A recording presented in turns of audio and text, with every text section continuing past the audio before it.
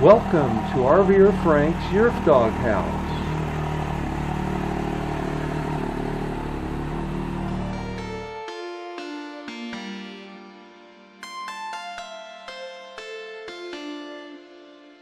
Hope this video isn't too boring.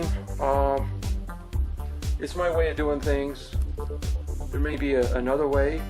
If there was another way, they probably would have had one offered to buy. But this is pretty much a custom job.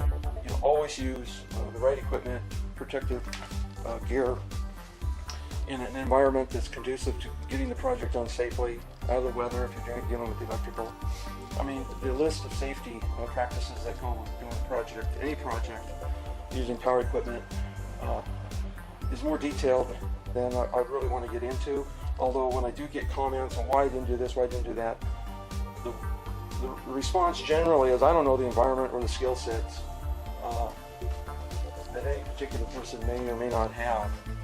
And you know, I'll give guidance or answer questions in the remarks, but to anticipate every potential skill set and their background in dealing with obstacles, you know, I don't want to mislead them. So they'll just have to get in there and learn. This is probably, if a 1 to 10, 10 being the most complex, you know, this is probably a 9. You know, I'm using every bit of knowledge and background that I can muster to put forth on this. This isn't something where you just buy a bunch of materials and cut and throw it in and it goes together. There's a lot of things that just go into planning this stuff out. I've been asked in the past, do I have dimensions, specific dimensions, or could I have filmed this or filmed that? You know, I don't have a filming crew, not many do. Some give you all that tutorial kind of information. You can imagine the setup time and effort that goes to put together one of those, and give them much respect. And so when I put one of these together, I'm creating as I go. You've seen some of my sketches, some more or less in complexity and completeness. But for the most part, it's up in the brain there as I put together, and I pretty much respond to any obstacles in real time. Although I do try to think out each step ahead of time. In the case of wood, you're always looking for, after you've cut it, you may have some imperfections at the ends, which may or may not interfere with the mending plates. Those mending plates will basically mask any end configuration or end condition, which may cause splitting, that sort of thing. Anyway, this may never be replicated by anyone else, but there may be certain aspects that are translated to other home projects that may be of assistance to some. So it's not for everyone. It's for those who have a need to know. One thing I want to make note of is when you're working with wood in this fashion, you're always chasing your dimensions to ensure that you're within the tolerance that you plan into your work. Now that first panel is underneath, and so it makes it easier to line everything up, so we replicate the spacing and so on and so forth. But when you're working with wood, putting those mending plates on one side, it has a tendency to want to flex it. If the mending plate's on this side, it's going to want to draw this end piece down, then you get a gap. What I do is I toenail or toe screw with a number 8 2.5, and it's mainly to keep this this interface here tight.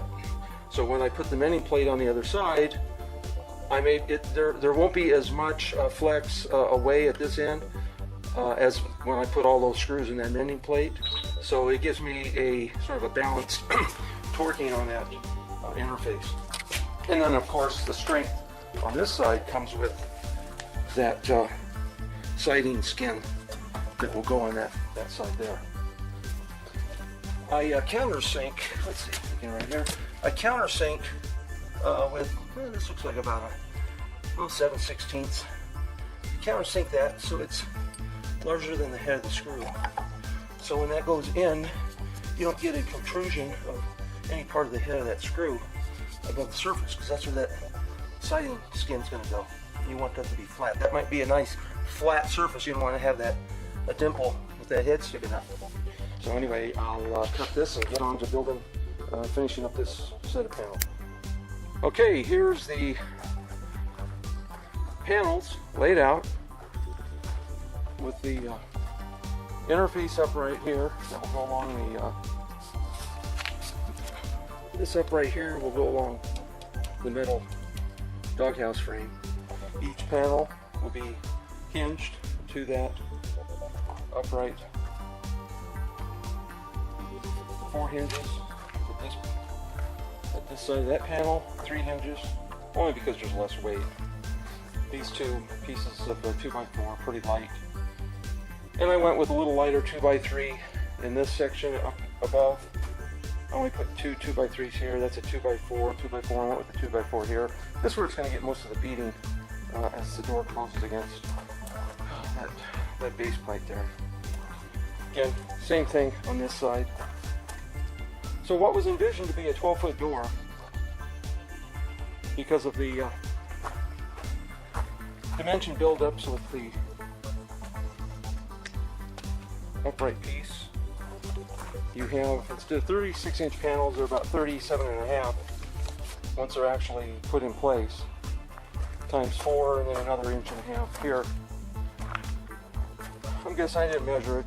This is a 14-foot wide doghouse, and that's about a foot or so here across. So it's about a 13-foot door open. Of course, when it's actually opened up, that will be reduced by about 3, maybe 4 inches, because they'll be bifolded outwards. So each panel was squared up like I originally identified at the very beginning for that first one. Each panel was square, and as it turns out, I did a diagonal check for squareness overall, and we're at 173 and 1/8 there, and from this point here across is 173 exactly. So that's pretty good. You can see there's a little bit of gap there. These are pretty clean. That's the main thing. That's where the 2 doors will meet. These will be hinge points, and there's a little gap. For the most part, that's within tolerance I'm working, plus or minus an 1/8, and something like this, pretty good. Now I won't put the panels on the siding skin on these until I've actually mounted these full up in place, working them to see how well they are aligned, and if there's any adjustments I can make it without that skin on there, which adds another 17 pounds per panel. A lone person working this job. I don't want to put Kathy and Coco to work out here, so I'll be doing this all by myself. And so that, again, is the process that's going through my mind, and we'll see how it plays out. Here's my shopping list. I need to get some more, I need to get 2.5-inch lag screws for these uprights to mount to a post here and to that frame, doghouse frame there. I need to get a fence post put in here, some quickcrete. I need to get some L brackets to mount it or interface it to the upper frame.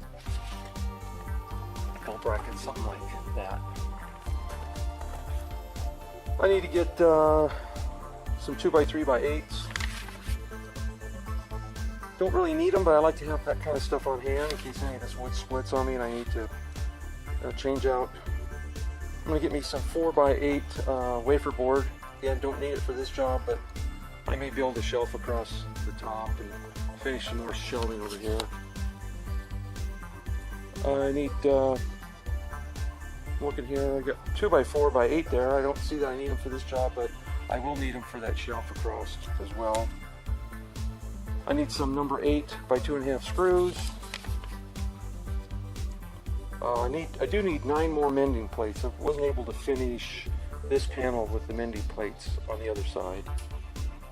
And 1/4-inch shim stock. So I'm off to Lowe's and we'll be right back.